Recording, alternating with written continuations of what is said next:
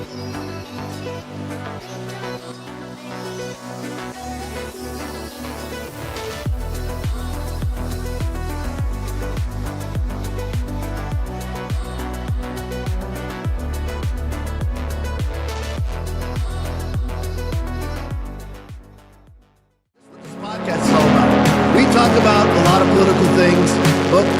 underneath all of that is the Bible.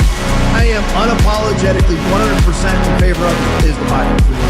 Jesus is the Word. There is no delineation. If the Bible says it, that's what Jesus is, and that's what Jesus believes. That's what this podcast is actually about, is to actually alert people to what is coming and what is our responsibility in the midst of it.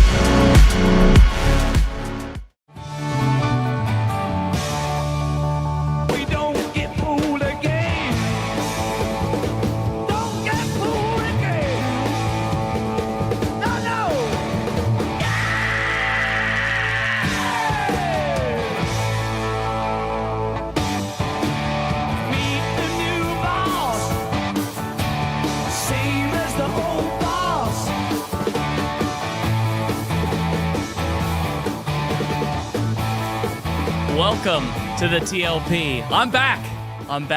I'm like a bad case of hemorrhoids. I always come back. Here I am, Tuesday night. Thanks for joining us live on Rumble, YouTube, X, Black Robe TV. So, before we get started, I just want to remind everybody to do the Rumble rants. Ask questions, make statements, whatever. We will read them at the end of the show. I've got Joe and Tommy with me tonight. So we're going to be doing something a little bit different. We're not going to be focusing a lot on slides or anything like that. We're going to have a more open conversation, and we invite you to join us as well. So when we're talking about certain topics, which we've got plenty of stories tonight, when we're bringing those topics up, feel free to chime in the chat. Joe will be monitoring that, and if he sees something interesting enough, you might get mentioned. What we're going to go over tonight, unfortunately, we have to hit Iran again because, no pun intended, we have to hit Iran again because there's more news there. There's more developing news with that. We've got some Lindsey Graham conspiracy stuff. We've got flock cameras. We've got some voting issues in New Jersey. We've got fun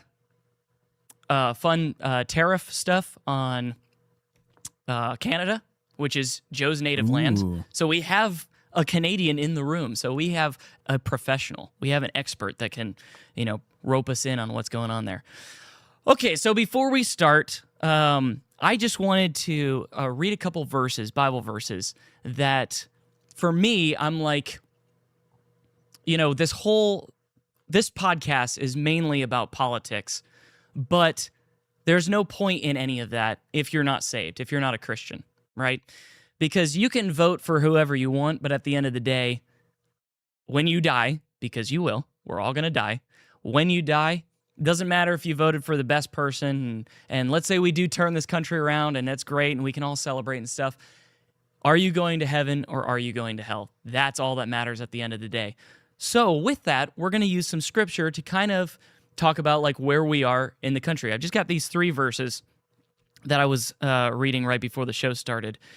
Proverbs 14:34 says, "Righteousness exalts a nation, but sin is a reproach to any people." So if you have people that are righteous in a country, then that country will be elevated because of its people. But if you don't, then it's not going to be. Proverbs 28:2, "When a land transgresses, it has many rulers, but with a man of understanding and knowledge, its stability will long continue." So again, stability comes from righteousness. If you don't have righteousness, you're going to be unstable. If you're a double-minded man, you're unstable in all your ways. So, and then Proverbs 29:2, "When the righteous are in authority, the people rejoice, but when a wicked man rules, the people groan." And it's funny because it seems like it doesn't matter who you vote for. We're still kind of getting railroaded in a lot of different ways. Now, you have benefits to Trump being in office where you wouldn't have that if Kamala was in office.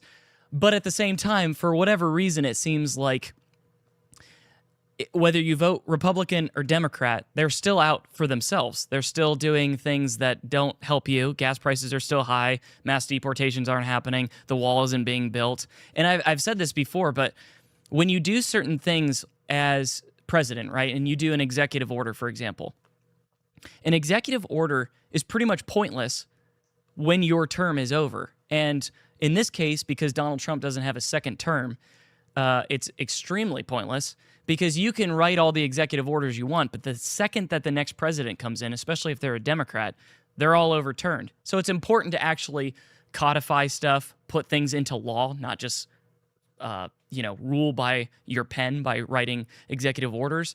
It's important to build border walls so that the next person that comes in can't just demolish it. But unfortunately, that's not the case. That's not what we have. So with that being said, let's talk about Iran. My favorite topic. Not really. I'm kind of sick of it, and I'm sure that you guys are sick of it too. But there's some developing news. So Iranian attack killed U.S. service members. So there's more American soldiers dead. So yay us. Including at a base in Jordan. Trump has vowed severe retaliation. Quote, Iran will pay many times over.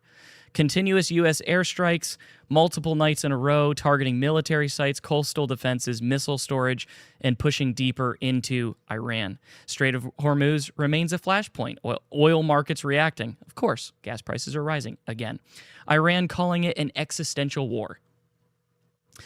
So, I just have a question for the fellas over here. Didn't we win the war? Didn't Trump say that we were like done? We won 10 times, dude. Yeah. I mean, well, I thought we won. This is a victory lap. Oh, okay. Right. Yeah. Our U.S. soldiers being killed is just like, oh, well, we won. They're just mad that we won, so they're killing our soldiers. When we had so many bombs that we ordered, we got to use them. Yeah, true. Yeah, exactly. So yeah, again, for me, I'm like, this isn't going well. And you've heard it here plenty of times. Again, Tom has talked about it plenty of times. It's like, what are we doing? Why are we doing this? I am an ultra conservative person, but I've become so black-pilled by conservatives that it makes me just kind of like give up hope on it, because the thing is that you have social programs that the left always tries to push for people who don't deserve it, but there are actually good social programs. For example, if you're a disabled veteran, you should have benefits. You served your country, you got injured, and you should basically be taken care of for the rest of your life. Okay, but we have like homeless veterans in our country, and we don't really care about that, but we do care about attacking Iran. And luckily, more people are getting injured or killed from this war. I mean, I don't know. It's really hard because I was talking to Joe about this before the show started. Is like when 2024 was coming around, I was like, Ever Eden said this in the chat, and I actually stole it. I loved it. I was like black pilled with red sprinkles. There was a little bit of like hope in there, and now I'm just like, I'm basically completely black pilled, and I will still say when people do good things. Again, Trump is doing great with the border. It's not sustainable because, again, once he leaves office, who knows what's going to happen, but he is doing a good job closing the border. So that's yay. Trump did it good. Okay, but there's other things that are not good. And unfortunately, conservatives a lot of times will celebrate things that are small, like the renaming of the Gulf of Mexico to a Gulf of America. Like, is that a victory? Like, I'm sorry. Okay, we're bringing back plastic straws. Okay, yeah, but people are dying. Like, it's kind of like shallow victories. But anyways, you guys got anything on that? I've got a couple interesting points that actually Tommy brought up about the Iran war and some extra goodies on that. But I mean, we're winning so hard, we're having to ask like the government to give us $37.5 billion.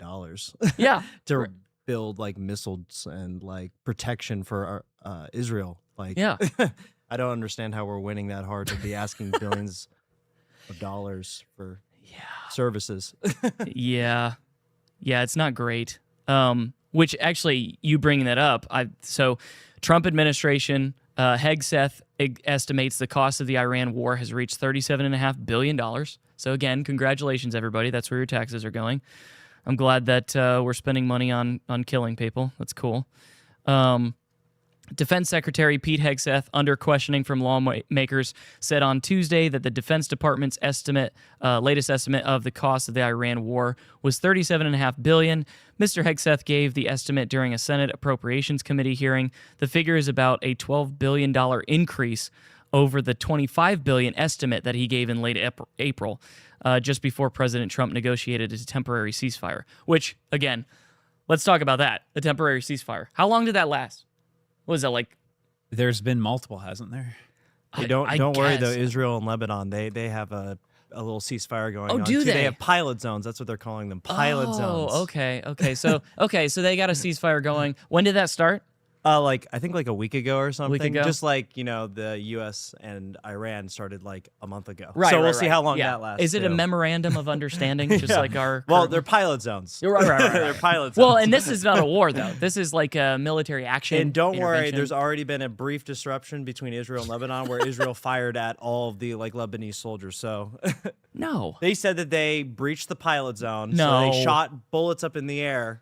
Oh, okay. Yeah. I think the village, the placement of the village breached the pilot zone.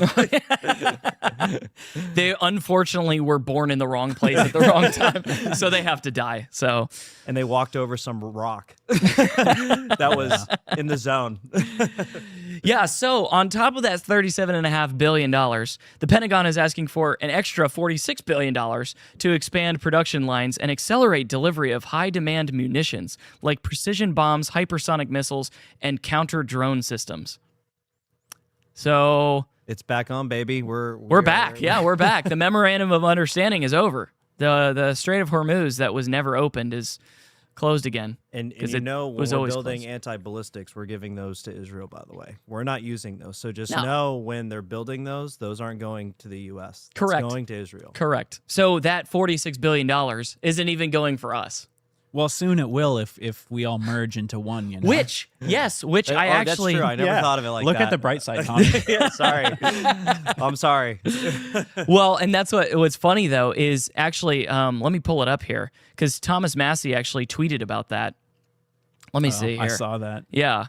Let me pull that up real quick. Unfortunately, the rule passed just now, and no debate or vote was allowed on Section 219, integration of U.S. military technology and supply chains with Israel's. The NDAA will receive a recorded vote tomorrow with Section 219 in it. What does he mean by like it passed, but there was no vote? So they basically, what they do is they, before a bill goes to a actual vote, they can vote on how they vote for it. So they can vote to allow debate, and they can vote to say like, oh, we're going to remove Section 219 before we put the actual NDAA to a proper vote. So they voted no debate and no vote on Section 219. They're just going to present the NDAA as is. And Looks like debates are just going the way of the dodo. No one's doing them anymore. apparently. Why Not if debate? you have enough money. There's no reason. Debating is just a waste of time. Not if you can put an ad in the FIFA Cup, right? World Cup. Then you're good. You don't need debates anymore. No. Nobody cares about actual information. That's so, crazy. Yeah. And okay, so a part of that too. So in addition to that, now we've got another place. So in July of 2025, we attacked Iran's basically where their centrifuges are, where they enrich uranium at Fordo. And that was the beginning of this whole Iran war. If you guys remember, we struck their nuclear facility. And Trump claimed that it's been completely obliterated. They have no ability to do nukes. It's over. We won. And that was before we started this actual war now, which, again, I don't even know. We're like on day, 170 or something. I don't even know. It's hard to keep up with. Well, good news. There's another facility. It is called Pickaxe Mountain. President Trump on Tuesday reiterated his threat to bomb a suspected Iranian nuclear site known as Pickaxe Mountain, telling reporters that the United States would strike the area pretty soon and very heavily. There's not a thing that they can do about it, he said. normally I wouldn't say that if I thought they could do something about it. I would never say that. So that's so Trump. There's not a thing they could do about it. I wouldn't say that, but I'm gonna say it. They can't do it. And again, but I thought we won. I thought the nuclear capabilities were over. I thought we destroyed their navy specifically. It's at the bottom of the ocean. But if we won, then why are we still there? It's like, it just reminds me, and I don't know if you guys, it just like brings to mind Afghanistan and Iraq, because the thing is both of those wars were like 20-year wars essentially. And you look into like what was actually going on in those wars. And like, for example, with Afghanistan, okay, we were over there and we were actually like managing poppy fields for heroin. Okay, so like, what's the real to me, I'm always like, what's the real reason that we're over there? What's the actual, because clearly this is a joke. Because again, Trump acted like, oh, that they have no nuclear capabilities anymore. It's over. We won. The blockade worked, except it didn't because they went through it. And the Strait of Hormuz is open, but it's not. It's closed. And gas prices are going down, but it's not. They're actually going up now. So anyways, more information on Pickaxe Mountain. It is in central Iran, which, if you know anything about warfare, obviously, if it's in the center of the country, you have to be in airspace for longer to be able to drop bombs, which is not good. The likelihood of your planes getting shot down or drones or whatever it happens to be getting shot down is exponentially higher. Whereas where the Strait of Hormuz is, it's on the edge of the country, so you don't have to enter their airspace for a long time. You can literally just fly over, bomb, and take off. But Pickaxe Mountain is in central Iran, about 1 mile away from the Natanz uranium enrichment facility, which was bombed by the United States and Israel in March during the current war as well as during the 2025 war. The mountain is locally known as, who cares? According to the Washington-based Institute for Science and International Security, the mountain itself rises nearly 5,300 feet above sea level, and the facility is estimated to be buried more than 300 feet below it. Okay, so what's the site being used for? I already said they're building centrifuges. That's how you enrich uranium. In order to have a nuclear facility for power, you also have to have enriched uranium. So the Iranians are claiming this is for nuclear power plants. But Israel, the United States are saying, no, they're trying to enrich uranium to a higher level, which is what's used for bombs, nuclear bombs.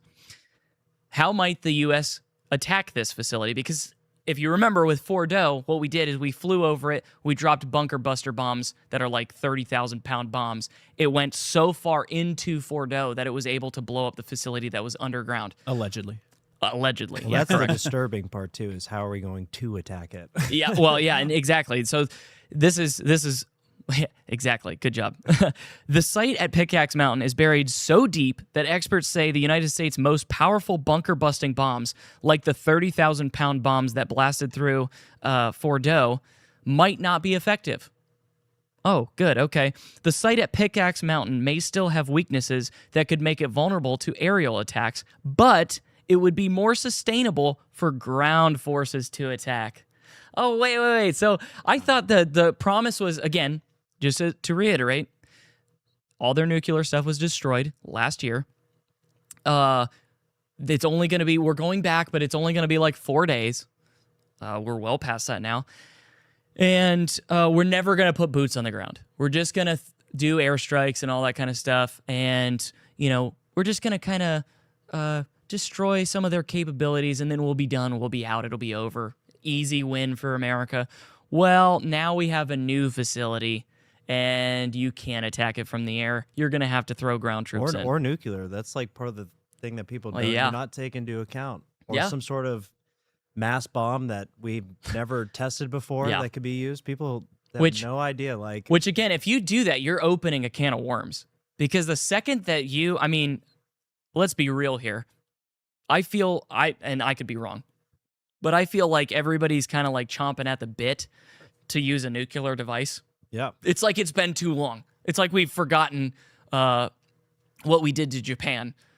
And so we're like, you know what? It's been a while. We've got all these nukes, and they're like a bag of chips. You know, you're like, they're gonna expire tomorrow, so I'm just gonna sit and eat the whole bag. And we've been humiliated, like like our country. So it's like almost like a show of strength. Well, and that's the thing. That's a good point, because the thing is every time we make a threat and we don't deliver on that threat, it makes us look like a paper tiger. It makes us look like we actually can't deliver on these threats.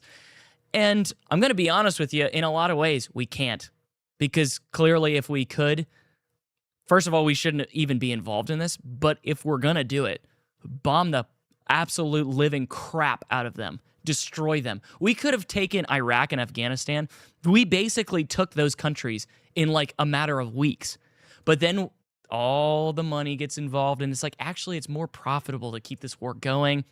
We've got control of oil fields, poppy fields, all this kind of stuff. We can sell heroin on the black market. And by the way, if you don't think that the U.S. government is involved in like drug trafficking, you're crazy, because it absolutely is. Well, the problem is, too, is you have like choke points like Taiwan that we can't afford to lose. So correct. But we're focused on Iran, though. Well, the problem is, though, is like if we look weak, then places like Taiwan look like they can be picked off easily. Yeah, because China's looking at, China's looking. It's the exact same thing that happened with Russia and Ukraine. And this is just speculation, but you would think that this is accurate. When Putin saw the response and how Biden handled the withdrawal from Afghanistan, he's like, oh, dude, the U.S. military's crap. Like, they're not going to do anything. I can invade Ukraine. I could easily take that, no problem. It's the same thing with, all of our wars. Really, if you think about it, what wars have we won? Did we win Vietnam? No. Did we win Korea? No. Did we win Iraq, Afghanistan? No. What are we doing? We're on a losing streak. I thought we had the best military in the world. I thought we were like the number one people. We're like the superpower of the world. Well, China's ahead of us in hypersonic missiles. They have a larger navy than we do. Like, they have a stronger, larger amount of people in their army. Well, the good news is our tech is superior. Our tech is superior for sure. That's our upper hand. But the problem, though, is we make everything in China. So they have a lot of access to a lot of our tech because they're the ones building our tech. We give them our blueprints to build our stuff. Okay, your phone, it's like, you don't think that China could easily just copy all of, because I got like an iPhone, for example. They couldn't just easily take the technology that Apple literally gives them and just make their own iPhone? They do. Exactly. They do. So that's the same thing with any other thing that we give them that might be used in our military and whatever, is they see the specs because they have to build it. And then they're like, okay, well, now we've got the specs. Like, we don't even have to develop anything. You know where our R&D is? It's the United States. And then they just send us over their stuff. It's perfect. It works out flawlessly for them. Well, now with the whole chain between Israel and the CIA, and then Israel selling secrets to China. Yeah. It's weird. Like, it's even worse because all of our military tech. Yeah, exactly. And again, it's like one of those things where, okay, well, we'll work with Israel, and we're going to like merge our military with Section 219. We're going to merge, I can't remember what the section in the Senate bill is, but we're going to merge our CIA and our intelligence agencies with Mossad and all that kind of stuff. Okay, but they're literally actively selling our secrets right now to China, to our actual, like the biggest threat to us is China. And like Joe said, and like Tommy was saying, it's like, okay, you have Taiwan that's just sitting there, and the Chinese government has wanted to destroy Taiwan for a long time because that is technically, just a brief history lesson for you, the original government of China, before they were taken over by the communists, fled to Taiwan and essentially made Taiwan like OG China. And that was like where the actual government of China went to when they were ousted from the country. Okay, so for China, they don't recognize Taiwan as its own country because they see it as like, those are the people who actually like fled and we tried to kill them, but they got out before we could. And they're like a rebellion to China. So they want to destroy Taiwan because it makes them look bad. And their biggest threat to destroying Taiwan has always been the United States military because we've protected them. And now, though, we can't win a war. We can't win anything. They're like, well, honestly, we could just blockade Taiwan and just take it quickly.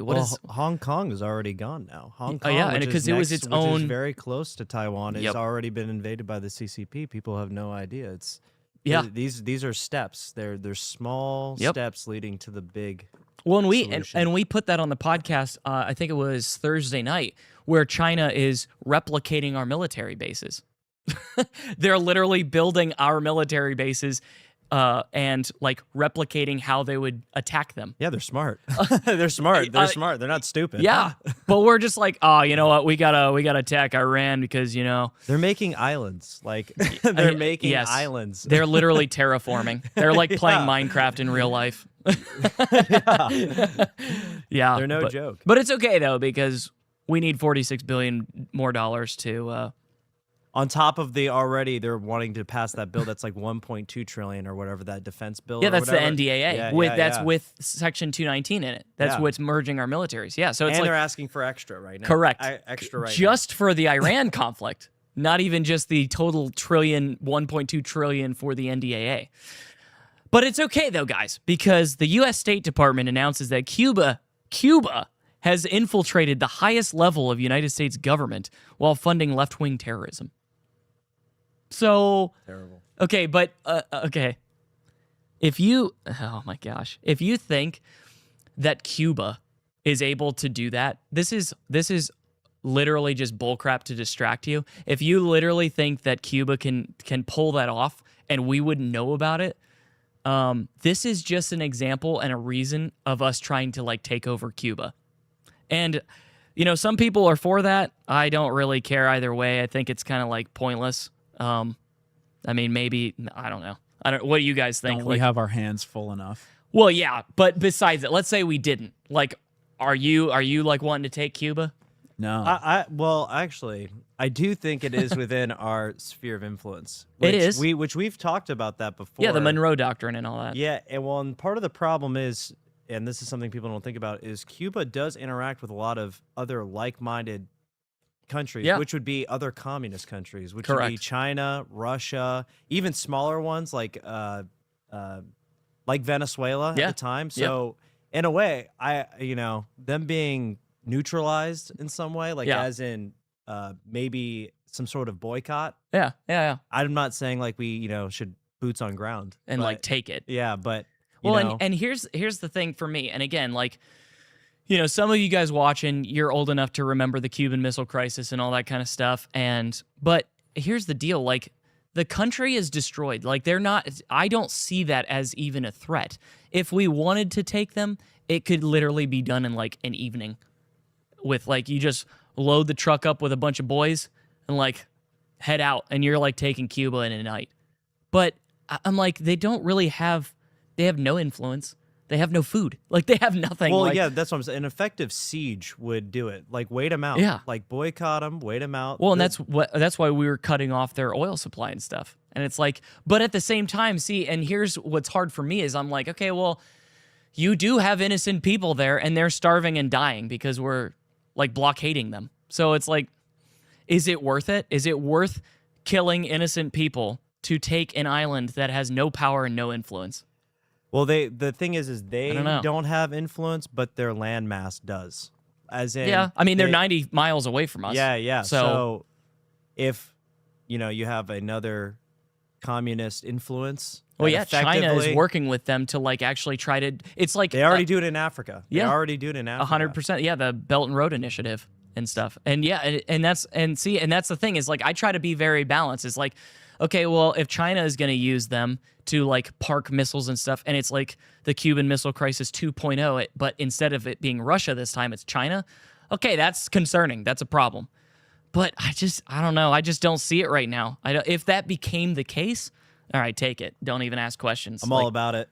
I'm all about it. Tommy's like raging. He's ready. Siege them. Let's see how long they can hold out. Joe is more like measured. Tommy's just like, I don't even care. Just bum them. I'm just like, what has Cuba done that like that's what I mean. Warrant that? Like, I don't know. I haven't heard anything about Cuba in the news other than Trump like alluding to the fact that he wants to like take them over at some point. But they don't necessarily do anything because they don't have the power. If they did have the power, they would. Like that's how I think But of Tommy, so question for you then.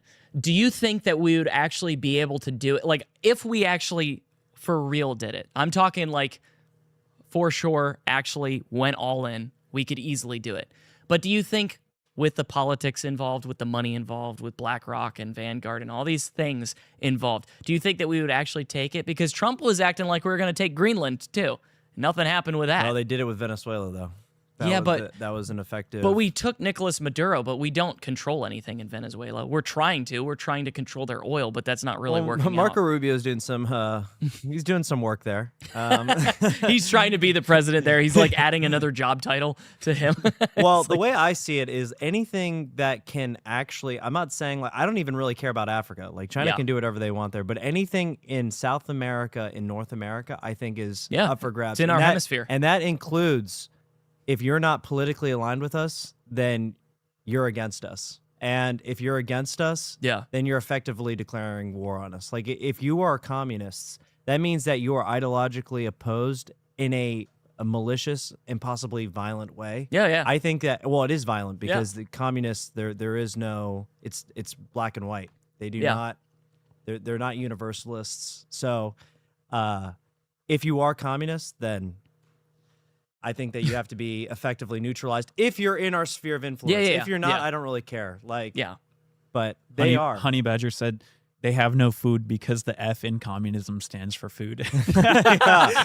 That's funny. Well, here's the thing. They could get food, like if they really wanted to, but their system sucks so bad that they can't do it. That's not my fault. That's true. If you can't farm and like sustain yourselves because you rely on other countries to do it for you, then then you should just become amassed into the great USA. You're going to be our 51st state. I would love to go to the beach there. It looks nice. Taxation without representation. Yeah, they're just going to be another territory like Puerto Rico. Puerto Rico. Or what's those like little American islands? Samoa and like the Virgin Islands and stuff. Yeah. I heard it's nice. Yeah, no, I've been to the Virgin Islands. It was great. Oh, really? I went to the U.S. Virgin Islands. It was actually very nice. And Cuba's a big island. We can park some of our missiles there. Well, we already have a base there, so. Oh, really? I did not know that. Yeah, we have, what's it called? Guantanamo Bay. Oh, really? Oh, that's not, Hey, that's not officially a base. Technically, it's not a base. It's a black site. That's where we take like people when we don't want to like go through the proper channels. International waters. Yeah. It's like maritime law, You just kind of like kill people and don't ask questions, that you don't want answers to.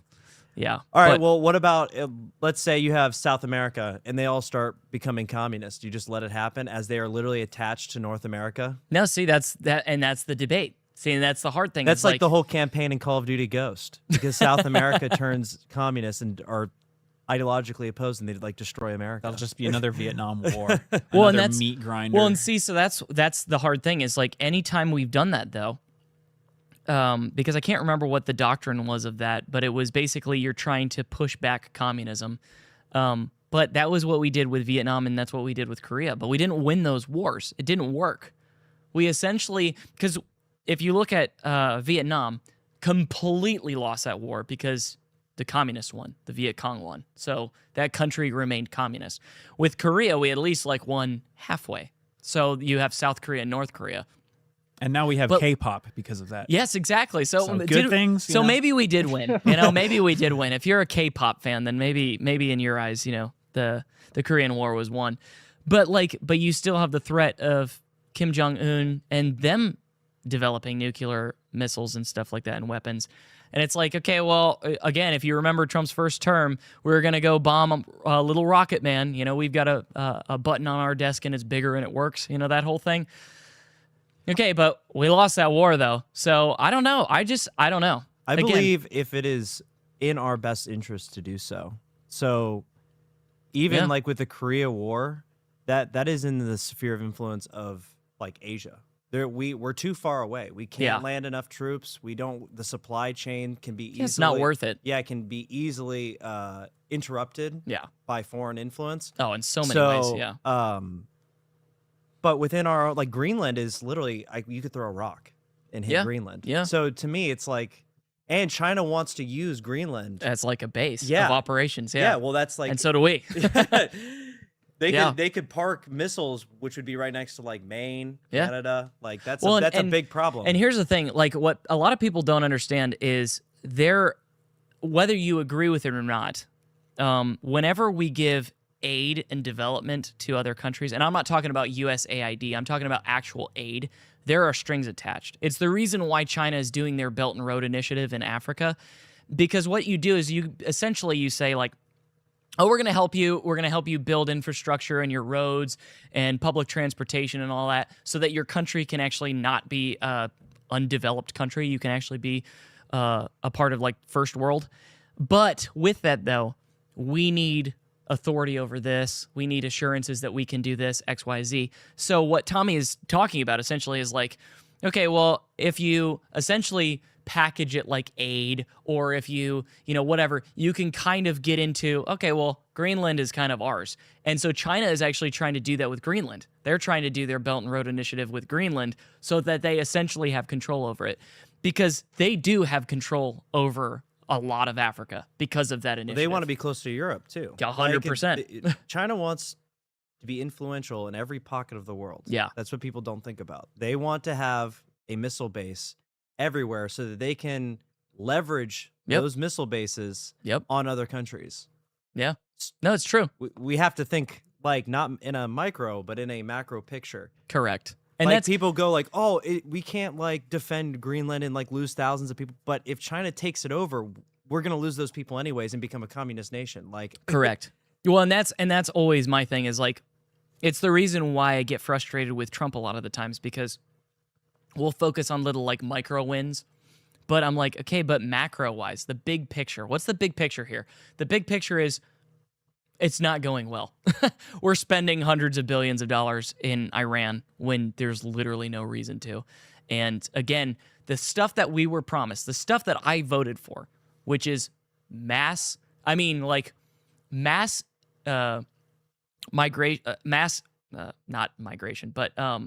deportation, mass deportation on a scale never before seen. That's what I voted for. But it's not happening. But we're doing the Iran thing. So it's like, I don't know. It's just, I agree with you that like there are certain reasons why we should go and like do these kind of things and have these kind of campaigns. But at the same time, I'm like, okay, but we're like broken here at home. Like I would much rather focus on our defenses here and our people here and like clean your own house before you start trying to clean everybody else's, Because I just don't see how, it's not, if we continue down this road, again, you see our debt, it's almost $40 trillion in debt. Okay, that's unsustainable. You cannot sustain it. And we're spending all this money to try to like poke and prod around the world. It's like, okay, but we're like screwing ourselves. We're destroying our own country to try to have influence everywhere else. It's not working very well. I don't know. It's not working very well. Say in the chat, like, what do you guys think? I'm gonna read real quick and just see what you guys are saying, because I don't know. For me, I'm just like, I can't. The way I see it is, if we already have enough problems here at home, and then on top of that we have military influence. What I mean by military influence is a leveraging of military over our heads, and then we have weak leadership. Let's say the next presidential cycle over. Not only will we have migrants taking over, but now we'll have real leveraged violence potentially over us as well. So we might as well knock one of them out. That's what because Trump is willing to do it. Like, oh, for sure. That's the good part about him is, with Maduro, clearly he showed some sort of gumption. Yeah, no, it's true. And it was a clean takeover. It was clean. Like, it was. No, nobody died. Like that. See, and that's the thing. That's what frustrates me so bad is, I see it with Christians. I see it in politics. It's the potential and not delivering on that potential, right? You just proved that we can do those kind of operations and it be swift in the middle of the night and it's done. There's nobody died. Nothing even happened. They didn't even know that we were coming and it just, boom, he's gone. He's literally in New York City when they wake up the next day and he's like getting imprisoned. Okay, why can't we do that everywhere else? What is the agenda behind dragging everything out? If you're gonna freaking take Iran, then do it. I don't think we should, but I'm just saying, like, if you're gonna do it, freaking commit. Don't pull another Afghanistan. Don't pull another Iraq. Again, within weeks, Iraq and Afghanistan were essentially like ours. Yep. I mean, because I really enjoy watching, Joe and I actually were watching the other night, like the Iraq war and how quickly we took over their military. They were so scared. They were literally like destroying their uniforms and like throwing their guns away and trying to act like normal civilians because it was over. They were completely obliterated. But then we stayed there for like 20 years. It's like, commit. Like, crap or get off the pot. Do something. But this drag out is like, the problem is, too, exhausting. If we do potentially if we are getting leveraged on, then it just makes us look weaker. Yeah. Like, which is now like compact interest. So we're getting invaded by migrants. We're getting leveraged. So now we're not the world superpower because we are if we're getting bullied militarily, that's officially the end. 100%. Like, it's officially the end. We're not the world superpower anymore. Yeah, because that's the last thing that shows we have. that we're that's that, the like last the big thing that boys. we have now. By the way, Yes. we don't have anything else. No, but that we're a technological terror. That's all that we have. Yeah, and again, but luckily though, we're merging that with Israel. So we're going to see the vote tomorrow. So hey, maybe that'll be. Is that tomorrow? It's tomorrow. So that's we'll still be a technological terror, but with just greater Israel. So we'll be like one pocket of like Middle East in North America. Yeah. Yeah, it's great because we're already controlled by them anyway, so we might as well officially announce it. Talk about that. I want to talk about that. I don't know global geopolitics very well, but I could talk about flock cameras and data centers. Well, we're going to get to that. Mossad is going to have access to it. And let's actually do that. Let's go ahead and move on because it's already 9:40 and we just talked about Iran for a long time. I wasn't even planning on talking about it for that long, but before we do, I just want to do just fun. It's just fun. And you can call me like a monster or whatever because I'm talking about somebody who's dead now, but it's just fun. We're going to talk about Lindsey Graham real quick. Okay, so we covered it a little bit on the podcast already, but the circumstances surrounding his death are a little weird. And he's in Ukraine. And he tours a secret drone factory that the Ukrainian military has. And weirdly enough, that factory gets bombed by Russia. And then Lindsey Graham is dead because of a sudden, like, cardiovascular disease, aortic dissection is what it's called. What do you guys think about? Like, I genuinely want to like respond to you guys in the chat. I know the chat is a little bit behind me, but I genuinely want to know, like, did Lindsey Graham, which again he's 71, so it's not like he was like in his 40s, and he absolutely took the vaccine, you know for a fact. But like, did he actually die from like a drone strike from Russia, or did he die from an aortic dissection? Let's hear it first from the Canadian. Yeah, what do you think, Joey? I think it's like a toss-up. It's like 50-50. But it does seem suspicious, the timing and where he was, and the fact that the facility he was allegedly touring got bombed. And then he's like dead the next day. Well, and it's not something that the U.S. would advertise. They wouldn't be like, Lindsey Graham got blown up by Russia, because like that's not a good look. No, it makes us look weak. So the fact that it did get kind of cleanly swept under the rug, and then, you know, his sister's going to finish out his term, and then... Which is weird. Yeah, I don't know. There was like... And now it's just over. It's in the rear view. That's why, I don't know. It could be 50-50. What board decides, like, who gets to, like, take over as an interim? Like, what It was the governor. So the governor so you can fill a seat temporarily until a special election is called. So... because I heard Trump just endorsed her, and then after that, she was like just magically the senator. Well, she's like, in, yeah. immediately. Like it was. Well, I thought you had to like there was like a process. Really, there's not. When somebody dies in office like that, you can just have like a homeless person basically be like they're interim. yeah. If you like that guy, you know, he's like sitting outside of the Circle K and stuff like that. You're like, he's kind of nice. He can go there and sit there for now because he won't cause too much trouble. He doesn't really know what's going on. Yeah, it's just weird. So it looks like you guys, let me see. think he was If killed. that was the case that he got droned, that is Edgar Allan Poe couldn't write that better. That is poetic justice. It is poetic. It is literally like live by the sword, die by the sword, because because if you guys remember, Lindsey Graham is saying like all those Russian deaths and stuff from us bombing them is the best money we've ever spent. Right. And then if he did get killed by a drone strike, it's like, I mean, honestly, that's probably the best money that Russia's ever spent. Oh, yeah, Agravain asked, what would Russia gain by killing Lindsey? And it could have been something to do with that, just kind of like... Oh, I'll tell you. They were about to sign... That's a good question. Yeah. They were about to sign new sanctions against Russia, and Lindsey Graham was pushing for it. He was going to be the one that was championing new sanctions on Russia because, again, Lindsey Graham is Mr. War guy, and he is all in on Ukraine. Mm-hmm. And I don't know what kind of... investments he had there. People will say like, oh, well, Lindsey Graham wasn't actually that rich because, he was in office for this long and he didn't really gain much.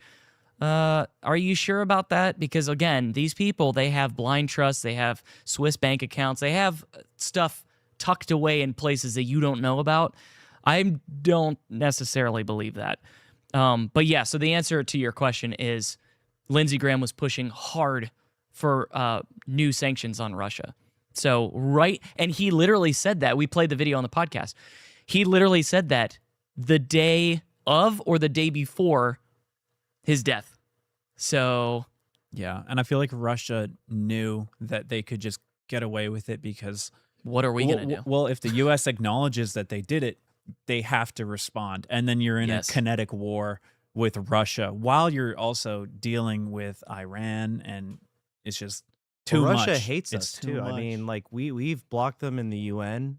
We've made it so that there's military bases up against their border or supported it, which we promised not to do. So they like want comeuppance. Like they hate us, and like almost like righteously so. Like in a way, I'm not like a Russia supporter, but like no, but we've done them wrong, it's fair. They've done us wrong. Like I could see why they would want to hurt us, and vice versa. Yeah. Well, yeah, and that's the thing is like if you think about NATO, for example, like NATO was literally created for Europeans to defend themselves against the Soviet Union. Okay, well, the Soviet Union doesn't exist anymore. Okay, we already won, but NATO is still around. That to me is kind of like a slap in the face to Russia because it's like, okay, we still have our great military thing called NATO to like fight against the Soviet Union that was demolished and destroyed, and now it's just Russia. And it's like, yeah, we're just going to keep that. We're just going to keep that against Russia. And it's like, okay, well, Russia doesn't really do anything, to be fair. Well, Russia wanted to join the UN, too. People don't talk about that. Like, they actually wanted to open up diplomatic relations, and we have, like, made them the boogeyman for, like, the last 30, 35 years. It's been beneficial for us monetarily. Yeah. Because we can, and it's a good distraction, too, because if anything ever happens, and again, don't talk about the merging with Israel and stuff like that because Russia. We need to put new sanctions on Russia because they're, the ultimate boogeyman, like Tommy said. Well, it helps if you have a bad guy because you never get to look at the context and the finer details if you always just have like the scary guy walking down the hall. Yeah. And everybody's like hiding. Everybody's united against that's what they want. Yeah, 100%. Okay. So that's it for the Lindsey Graham thing. I was reading your comments. It looks like a lot of you guys think that he was either poisoned or bombed. Some of you guys think that he just died, and that's fine. Again, I don't know. It is just very weird. It is very coincidental and strange to me. So I'm like, I don't know. But okay, so now we're going to move on to Joe's favorite topic, flock cameras. Oh, yeah. Our favorite thing, mass surveillance. Do you want to open up the floor, Joe? Let's just hear what you think. There are a few things that Joe's more passionate about. I know. That I can see in life, like that his eyes actually like widen and life is given. Yeah, I only found out about these like a month ago, and it infuriates me because no one cares, and like, no offense to like the older generation, but it seems like a lot of them don't care. I see a lot of comments online saying like, these are literally, it's called flock safety. It's like, if you're not a criminal, what's the problem? But it's like, that's a really bad argument because then it's like saying you don't believe in free speech almost just because you have nothing to say. Yeah. But it's like, yeah, they're everywhere. in like, I guess it's not sleepy old Venice anymore. It's like kind of a metropolis nowadays. But there's a ton of cameras that popped up that are reading my plate every time I go by. And then when you're not okay with that, and then when Byron Donalds gets in Florida, we're gonna have the data centers to process vote all James of it. Fishback. By the way, do not let Byron Donalds get in. Absolutely it's not. It's too late to register Republican, but this is just for Florida people. The deadline to register to vote is already up. So if you didn't do that, it's too late. You cannot vote in the midterms, or not the midterms, the primary, the Florida primary. If you are already registered, you have to vote for James Fishback. I'm telling you, if you vote for Jay Collins or Byron Donalds, or who's the other guy that he was like the Jay Collins? No, I said Jay Collins. The other guy that was the Paul Renner. Paul Renner, yeah. Paul Renner. Don't vote for these guys. I'm telling you. Vote for James Fishback. Listen, and here's the thing. I will say this. James Fishback, for me, is like, I see him as everybody else. I see him as like, do I fully trust him? No, not really, but I don't trust anybody. I barely trust myself. Come on. Like, I don't trust myself. That's true. Yeah, really, I don't. Like, we're all terrible people, to be honest with you. But like, here's the thing though, is you have to find somebody who is as close as possible to your values, to your beliefs.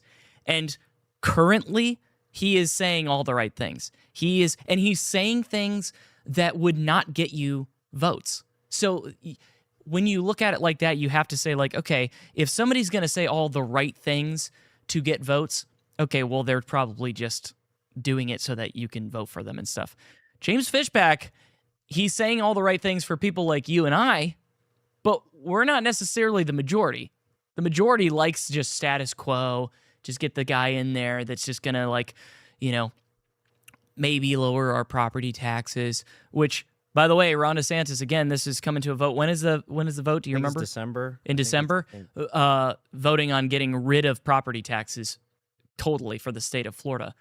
For if you own a home in Florida and it is your homestead property, so it's your primary residence, having no property tax, which unfortunately for Joey doesn't count. Yeah. Yeah, because he can't homestead. I'll be happy for you guys, though. He's technically still a Canadian citizen, unfortunately. Maybe you can just take your savings and split it with me. Yeah. We'll both be like half homesteaded, Never gonna happen. Well, the thing too with Fishback is he literally like made a contract and posted it on social media about the things that he has to do as governor, and if he doesn't, he will not run for a second term. What politician does that? Even if you're not the biggest fan, at least if I agree with these 10 things or whatever, I can't think it was 10 things. Mm-hmm. If you agree with them, then you have nothing to lose. Like, vote for him. Yeah. And if it doesn't work out, well, he tried. He literally made a legally binding agreement. He's out. Yeah. Like, see, and so, okay, so as an example of like my black pillness kind of thing is like, I'm not going to give up on our system totally. I don't fully trust our system, obviously. I mean, we saw what happened in 2020. That was obviously a fake election. So what's to stop them from doing it every time going forward? I mean, us standing up and trying to like bring light to it can help, obviously, but I'm not going to not vote for the person that I like mostly agree with. I'm going to vote for Fishback in the primary. Now, if he loses the primary and Byron Donalds wins the primary, I'm not voting. I don't care. I'm not voting Democrat, but I'm not voting Republican. I've been tempted. But I'm not. I don't even tempted. care. I'm not voting. I'm done, because here's the thing. When you're voting for, and I know there's a lot of different perspectives on this, and if you disagree with me, that's fine. You're allowed to. This is America. We can actually talk and have debates. But I know that people go, well, it's the lesser of two evils, and even though I don't fully agree with Byron Donalds, it's better than a Democrat. But again, and Tom has said this 1,000 times, if the Republican votes like a Democrat and does the similar things that a Democrat does, there is no difference. They are a Democrat. Yeah, I don't care Byron if they're is labeled. not pro-life. No. Byron is pro-data centers. Correct. And by And extension, pro-flock. pro-flock, Yep. because that's what the data centers are for. Yep. Super pro-Israel, and then he's already getting checks cut to him by all these different corporations. And one thing I really appreciated about Ron DeSantis is that like he was big on conservation of like the Everglades and stuff like that. I mean, you sound like a liberal, Joe. Well, the thing is too, I'm not a tree hugger, but like remember we can't pave over paradise here. Yeah, no, exactly. It's true. And remember, Lake Okeechobee's full of water. When those data centers come up, They guess won't where be. they're going to get the water from? Yep, Because Lake we Okeechobee. usually actually export water from Florida. We won't be exporting water anymore. Yep. Well, it looks like And you have to worry about the water table as well. Yeah, The no, water it's true. table could go down. It's 5 million gallons a day. Yeah, and that's You know? and that's something that would affect, for example, like Joe and I are on well water. So am I. Oh, you're on well water Yes. too. Okay, yeah. So we're all three of us are on well water. Okay, that's our water. That's our water. It's source. not a joke. Like no, we it need would- that. I need that to shower. Like, and to wash your James Fishback shirt. yeah, You know? yeah. Yeah. Well, I definitely I'm reading the chat right now, and it looks like you guys are all in on James Fishback. So definitely make sure to vote. I can't remember what the exact date is for the primary. I think is it in November? Like the primary's in August. It's like August 13th August or 18th? something. I can't remember what it is. Yeah, something like that. Look it up. Don't I could Google it right now, but I'll look it up. yeah, okay, August 18th. So listen, again, you cannot complain when it is a lesser of two evils situation, but you didn't vote in the primaries. That's your fault.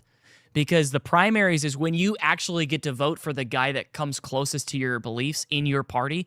And again, like we're all voting for James Fishback, so that's what we're going to do.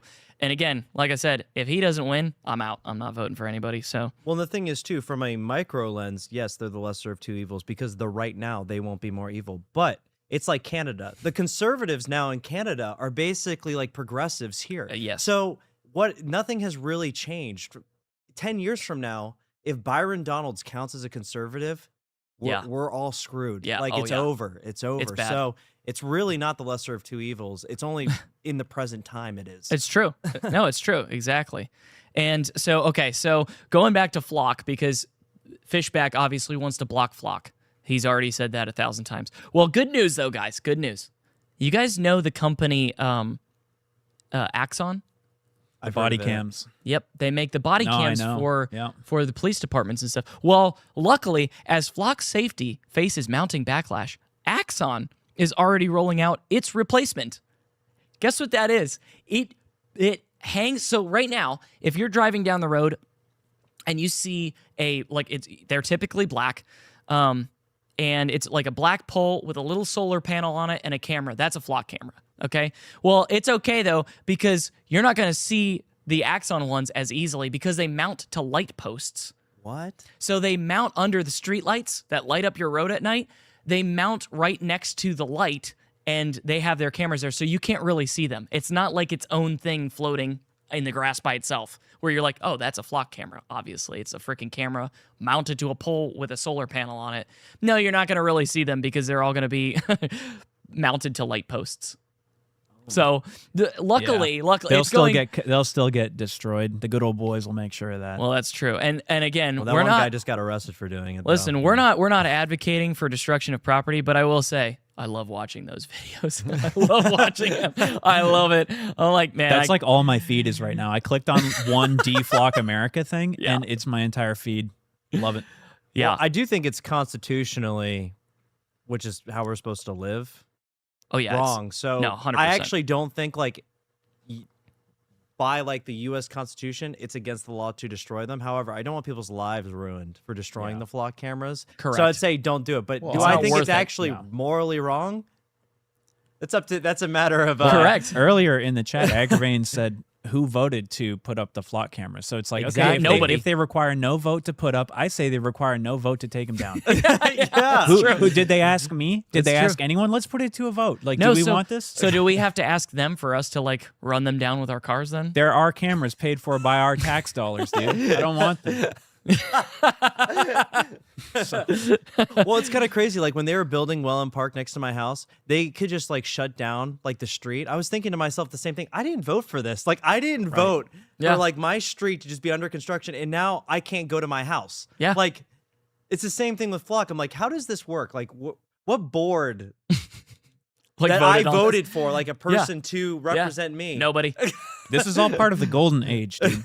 Yeah, and by the way, are we going to Mars? By the way, guys, I just want to point out that like those of you who think like, oh, well, Trump is against that and all this kind of stuff, Trump has done nothing to stop that. He's never spoken out against it, and they all started going up in January of 2024 after Trump was elected. I just want to put that out there for you. Trump is for data centers. So if Trump is for the data centers, this is why he did it. I think it was a $500 billion investment between SoftBank, Oracle, which is Larry Ellison, who now owns TikTok, and what was the third company? I can't remember. Oh, it was Sam Altman with OpenAI, which is ChatGPT and all that. $500 billion investment for data centers in the United States. And that was literally in the first month of him being president that started. So if you are anti-flock and anti-data center, okay, well, Trump is for it. So Yeah.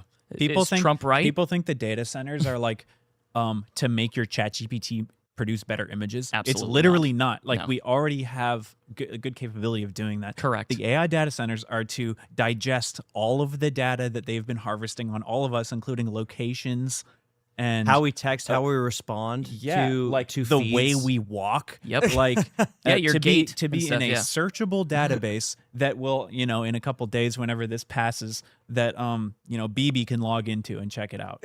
Well, and here's something that's interesting that a lot of people don't know. DARPA had a program that was called LifeLog, and basically what it was try to track all of your habits and what you like, what you purchase, what you do, where you go, all this kind of stuff. And they actually ended that. I think it was February. Don't hold me to the exact day, but it was February 20th, 2004 or something, I think. Mm-hmm. And that exact day was the day that Facebook launched. So the day that DARPA's LifeLog program ended was the day that Facebook launched. And so now you have Facebook, who, by the way, if you don't know, was funded by the CIA because I think it was the replacement program for DARPA. I think DARPA's LifeLog was like the beta testing, and then they were like, okay, we've got it. It's ready for like launch. Facebook. And so you guys and me and everybody else who has social media, you're all putting your data into Facebook, and it tracks everything you do. But the problem has always been digesting the information. You can put all of your information into a website like that, and they can have all your pictures. You guys who post like pictures of your little kids and stuff, like you do you, but I'm never doing that. You'll never see a picture of my son's face on social media the because flock of that. cameras will, though, unfortunately. Well, yeah, yeah, I know. It's pretty depressing, but I'm gonna do what I can. But the problem, though, is you don't have enough people in the freaking world to be able to like digest all that information. So what do? Now that AI is capable of doing that for you, you don't need people, but you need mass data centers to be able to put all of that information that they've been gathering since 2004 all into one location, and they've got everything on you. And all you have to do is you open up, if you're a government official, you open up your chat bot, your AI bot, and go, I need all this information on Tommy Laipply or Aaron Yeager or Joe Zucchiotti. And it will, boom, pull everything up. Okay, we don't have that right now because we don't have the data centers for it. But once the data centers are in place, they've got everything. Yeah, and you've already willingly given it to them. Yeah. Well, and that's the point too. It's like with your son, they don't want to just be limited to your device. They want to expand. Yes. So now your movements can be tracked, not Yep. just from Which your is why phone. they need Flock. Yeah, because before, like, you could actually like get off of your iPhone. Like if you were like, okay, I'm done with this. I'm going to like walkie-talkies or Yeah. a Walmart phone. Yeah. You'd probably be good. But now, There's no escape. when I go to Walmart to buy the phone, to There's get like off of 10 Flock iPhones, cameras that are like watching you. Yeah. it's over. You know, And again, for people that don't know like technology that well, videos are huge. They take up a lot of space. If you have a smartphone and you record a video in like 4K, which is like the highest quality on phones right now. I think some of them can do like 8K, but most people's phones can only do 1080p or 4K.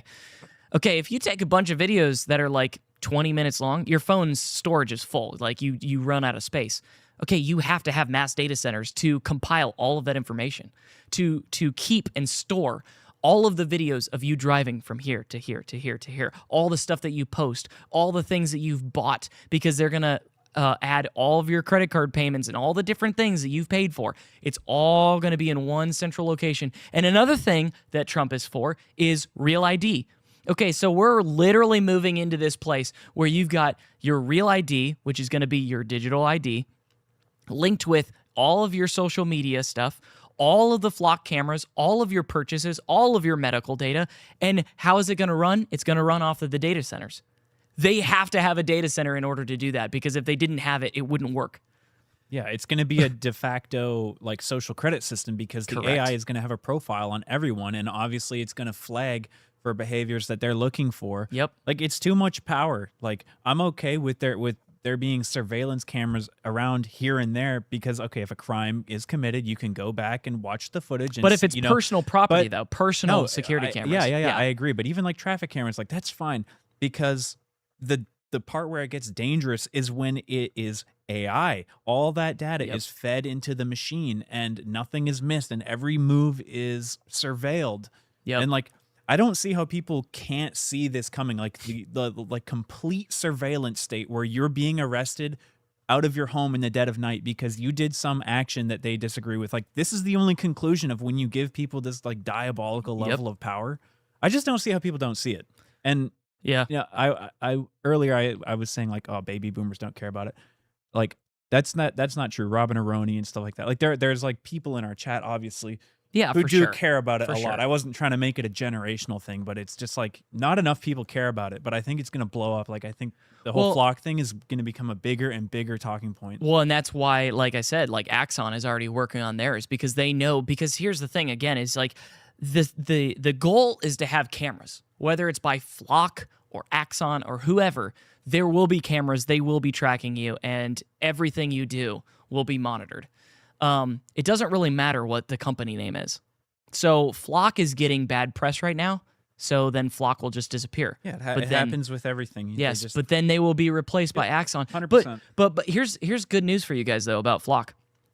A Flock vice president logged into the Dunwoody Police Department's Flock system and looked at a camera in the children's gymnastics room of a private community center here in Dunwoody. He did not look at any other cameras in the entire 400-camera network that day.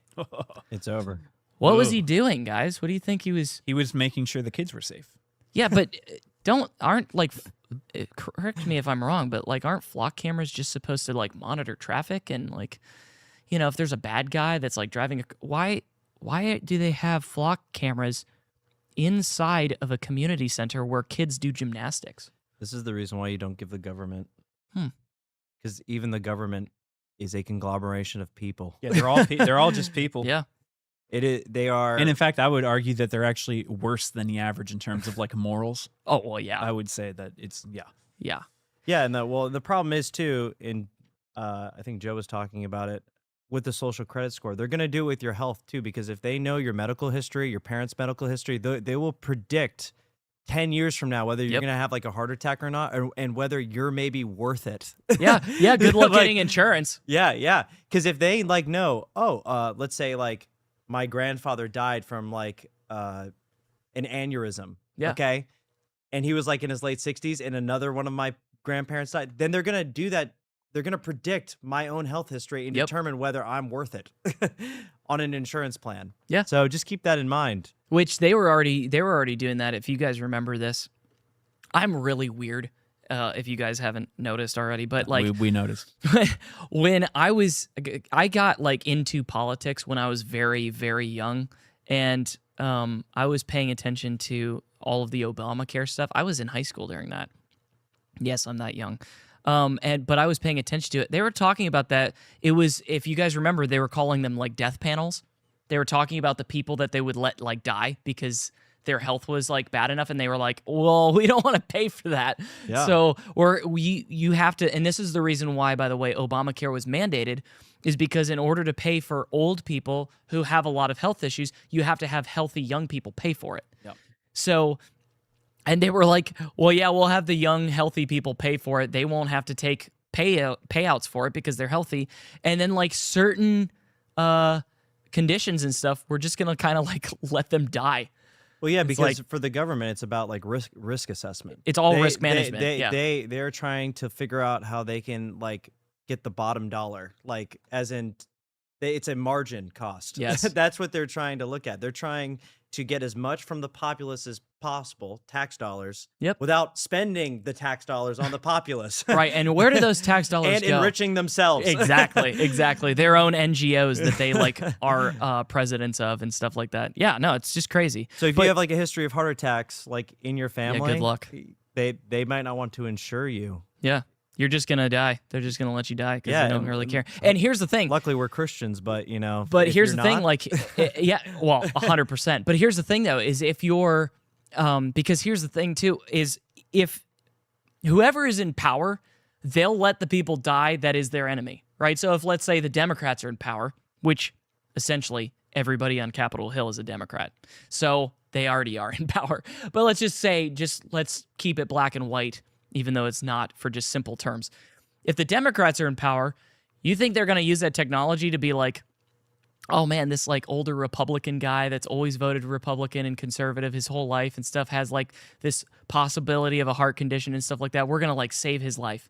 No, they're going to let him die. Like they're going to let all the conservatives die. But just on the other flip side of that, like the Republicans would do the same thing. Like what's stopping them? It's not like, Nothing. Again, it's not like these conservatives, quote unquote, that are in Congress are actually conservative. They're not moral people. They're all evil people. So if their side wins, they're just going to let the opposite side Well, it's die. too much power for anyone to have. Like, I don't Yeah. think I would trust anyone, even if they're a good person, to just have unlimited information about every person, like no. with extreme detail. Like, that's just too much. Like, No, I That's the wouldn't. reason I why wouldn't kings trust. always I wouldn't fail. trust you guys. no, I wouldn't trust you I guys wouldn't with even that. trust myself Yeah. not to like look people up. Neither Are would you kidding me? I. Neither would I. Like, some things should not exist. yeah.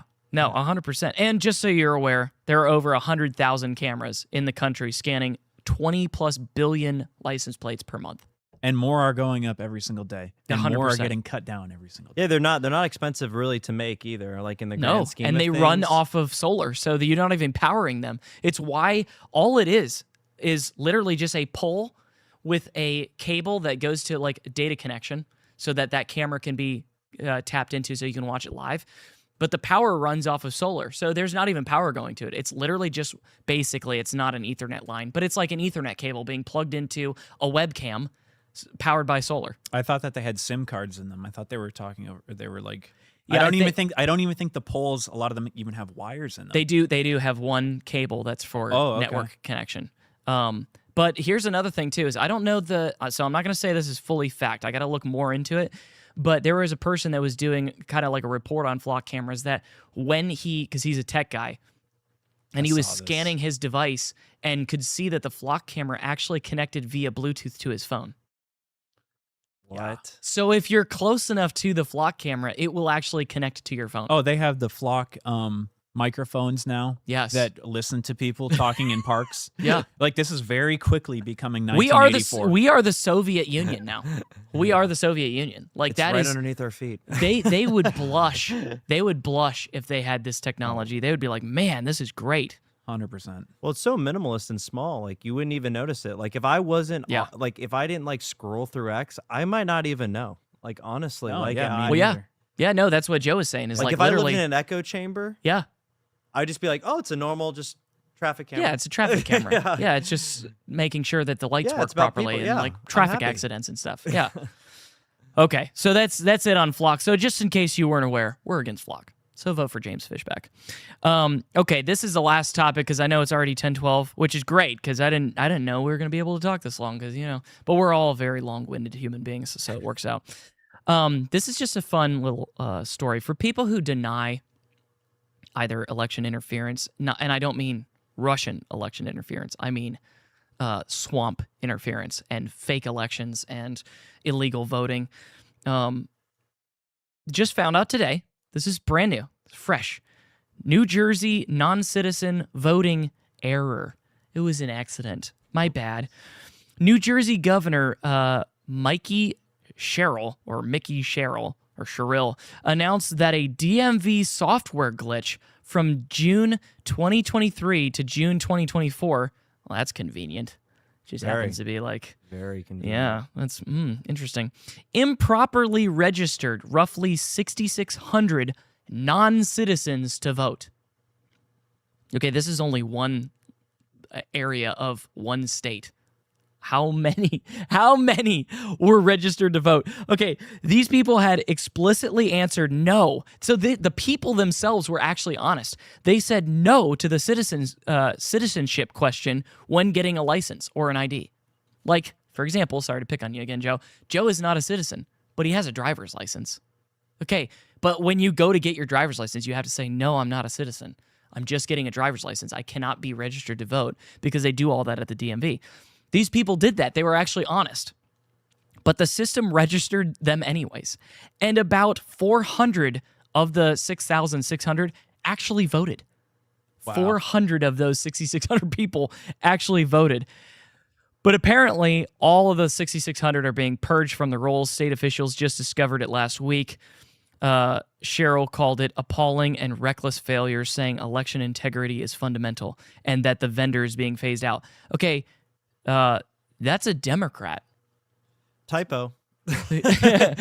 That's crazy. I mean, usually Democrats are like for that kind of stuff. Oh, she has to say it though. Well, like if she yeah, says no, if she says, "Oh, we love migrants voting." Oops, that was an accident. They're never gonna. She's only saying it because they got caught. Yeah, it's a save face. Yes, yeah, they'll make sure they don't get caught next time. Exactly. They're gonna make sure that the vendor they use next time is better. That's a big deal job. too. Like 6,600 people. Like, imagine if half of them voted. That swings elections. That swings government. Like, 100%. Like governor elections. 100%. Ron DeSantis, I think, won by like 8,000 or something. It was very slim small against Andrew Gillum, who has been arrested. Yeah. Well, yeah, that was like, what was that? Heroin and hookers, gay prostitute. Well, that was before he just got arrested again for drug charges. Yeah, like aren't you, dude? See, and this is why, like, there are certain stands that you do have to make in voting and stuff like that. But DeSantis was actually easy. Yeah. Because DeSantis was actually and is actually a conservative. He's done a couple things that I disagree with. Namely, one of them is like the bill that's against like Israel hate speech and like anti-Semitism speech laws in Florida. Like, that's stupid. You should be able to say whatever you want about whoever you want, whenever you want. That's your First Amendment right. That bill, that law, is absolutely constitutionally illegal. But other than that, Florida's freaking great. That's the reason why everybody's moving here. Yeah. And I'm like, dude, let's make freaking America Florida again. Like, yeah. But yeah, so, 100%. And then I'm just going to say this, like, just because it's funny. And again, Joe is here tonight. So Trump decided to put a 50% tariff on Canada. Good. They deserve it. Yeah, that happened yesterday. It's great. So, like, wide range of Canadian goods, including dairy, alcohol, auto-related, hockey sticks, cement, etc. Hockey sticks? Yeah. No, not my hockey sticks. The thing is, sticks. though, is like we're so pathetic. Though we actually kind of need Canada. Like, well, we actually like export real goods from them. You know, so it actually might just end up hurting us. In some ways. Well, and again, that's the kind of like the dichotomy is that's where, you know. And again, I'm not saying I agree with them, but that's where like Rand Paul, Thomas Massey were voting against tariffs because in their state of Kentucky, they export Kentucky bourbon to Canada because Canada has their own whiskeys and stuff like that, but it's not the same as Kentucky bourbon. People all around the world buy like Jack Daniels and these kind of different alcohols that are in Kentucky. Kentucky doesn't have much. But what they do have is bourbon and whiskey. So that's like their main exporter. So if we're literally tariffing stuff and Canada is doing reciprocal tariffs and saying, oh, okay, well, then we're not going to import your whiskey and all that. Well, it hurts the state. And so as a representative, you represent the people, but as a senator, you represent the state. And so for Senator Rand Paul, he's saying, okay, well, that's going to hurt the state. Therefore, I'm voting no on the tariffs. Again, yeah, valid. I'm not necessarily saying I agree with that, but there is logic to it. Yeah. Well, yeah, if we were like the powerhouse, though, that we used to be, which we produced our own stuff, then it would actually hurt Canada. Like, if we actually became like when we had the Dakota pipeline and we refined our own oil, then I'm down for it. Yeah. You know, let's destroy them. Yeah. Or now, terraform them into our own country, slowly but surely. absorb them. But I was still hoping that Canada would get annexed. I kept checking like the poly market odds of that happening. Yeah. There's places like Alberta though that are like apparently They trying want to, it. They want like, us to secede. I know, but I'm from Ontario. That's the problem. Yeah. Yeah. So That's You're unfortunate. cooked, as the yeah, kids you're would still say. yeah, You're you're still cooked. yeah. But all right, that's the show for tonight, 10:18. Thank you guys for joining us tonight. I'm going to be covering. I think I'm covering tomorrow and Thursday as well. I'm not sure. Hopefully that doesn't mean that you're not going to show up, because we're going to have a great show. We're going to have a great show. We're going to Party talk starts about at 9. yeah, and we are going to talk about the NDAA and whether that passes or not. It will. And what we think about that. But thank you again so much. Don't forget about our rants. Yes, I know. Oh, okay. I'm sorry. Yeah, no, I'm good. Thank you though for that reminder. But thank you guys so much for tuning in. We're gonna hit the Rumble rant. So listen, if you want to put in a question, or if you have a statement that you want Grok to read out loud, put it in right now, because it takes a little second. There's a little delay for it to go into the system. So put it in right now, and we'll read it. So okay, hit the first one for All me. right, let's hope this works. Skunk71 donated $10. Is Tommy getting married, or did Pastor Tom scare him off? Okay, well that's a you question. So. I don't even know what this. I think he means like, did he turn you off with the idea of getting married or something from his sermons? I or think something, that was maybe? about like I can't look at women anymore if I get married when he said or it's whatever. over. Oh, yeah. I mean, I'm not getting married currently. I have a girlfriend, but I mean, the way I see it is right now I can't really like look at girls necessarily. I get what he mean. I get what my dad meant though, like as in like the options get totally shut out. Yeah, if you're married and stuff. of course. But no, I haven't broken up with her. But over here's the that thing: is if statement you're on married, Sunday, I haven't kicked her to the curb. She's still here. She's right there. Yeah, she's actually in the room right I now. could like chuck a rock at her right now. Live studio audience. Okay, so I hope that answers your question, Skunk71. Thank you for the rant. Hit the next one. Les Cruz Brown donated $50. Great Wow. job tonight, gentlemen. It was a very interesting show having the three of you team up together. Thank you, Les Cruz. Keep that energy for tomorrow. Yeah, Yes, yeah, thank no, you, Keep thank that you. energy going. Yeah, thank you. I appreciate that We for the appreciate big rant there, $50. Yeah, no, this is the thing is I was like, well, we've got the three of us, and I am not Tom Laipply. I know this is the Tom Laipply podcast. I am not Tom Laipply. I'm Aaron Yeager. I cannot copy him because we have different personalities. We agree on almost everything. We're very similar in our beliefs, but personality-wise, we're not the same. So I'm not going to try to copy his brand. We're just going to make it our own. And so I'm like, you know what? These two goofballs they can talk a lot and they have opinions that are interesting. So I'm like, we'll just do something a little different tonight. But all right, do we got any more? Yeah, we got another one. BP2Time17 donated $10. I missed Tom tonight, but I did enjoy the podcast with all three of you chiming in.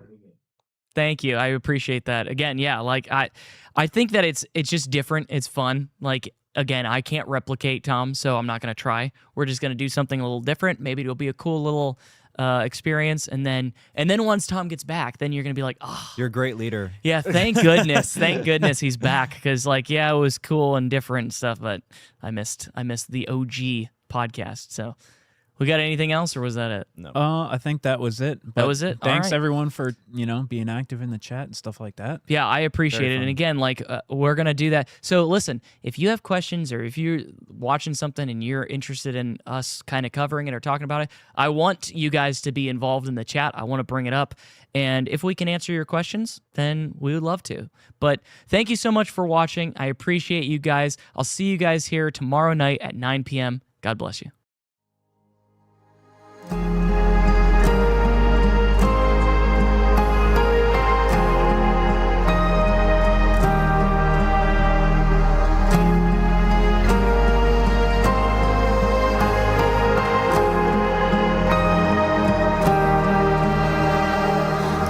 That rugged cross, the selfless pain he bore, he breathed his final breath, that I would be restored by his body that was broken, precious blood freely shed, the spotless Lamb of heaven has forever come.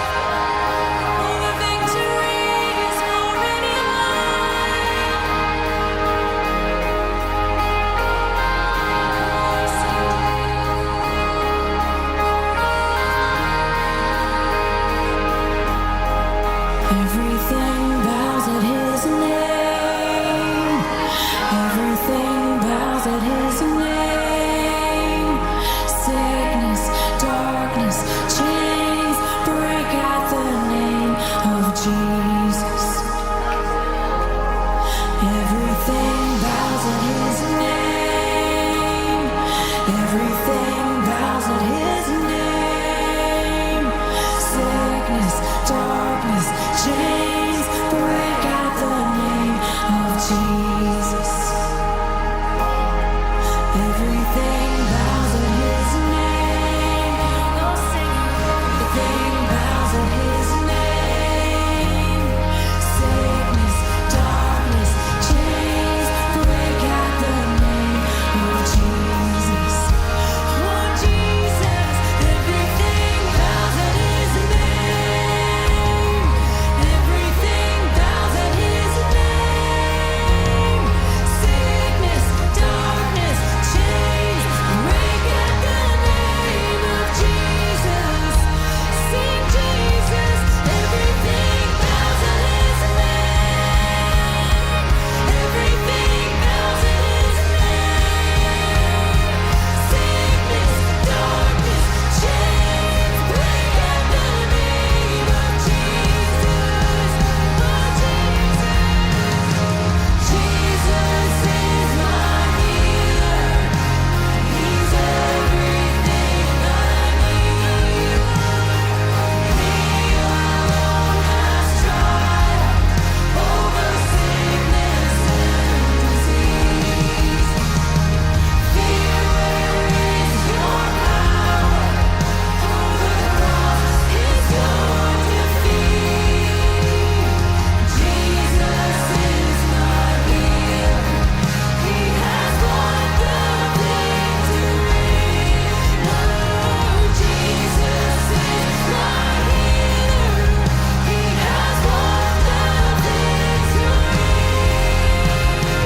Jesus is my healer. He has won the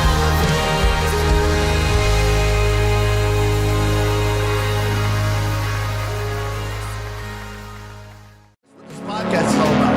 We talk about a lot of political things, but underneath all of that is the Bible. I am unapologetically 100% in favor of it is the Bible. Jesus is the Word. There is no delineation. If the Bible says it, that's what Jesus is, and that's what Jesus believes. That's what this podcast is actually about, is to actually alert people to what is coming and what is our responsibility in the midst of it.